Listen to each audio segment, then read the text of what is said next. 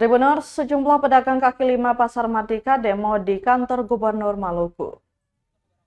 Sejumlah pedagang kaki lima Pasar Mardika menggelar aksi demo di depan kantor Gubernur Maluku Rabu 15 Mei 2024.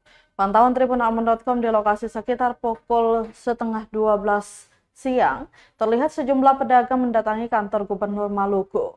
Aksi dilakukan untuk menolak rencana penggusuran di Pasar Mardika, tepatnya di belakang gedung Bank Mandiri. Tampak masa aksi membawa sejumlah poster, salah satunya bertuliskan menolak penggusuran Pasar Mardika.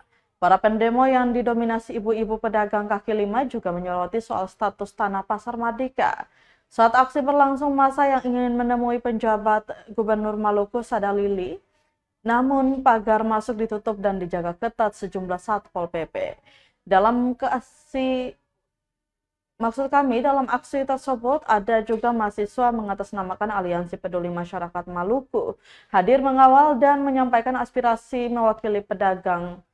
Selain itu, mereka juga menolak PT BPT selaku pihak ketiga mengelola Pasar Mardika.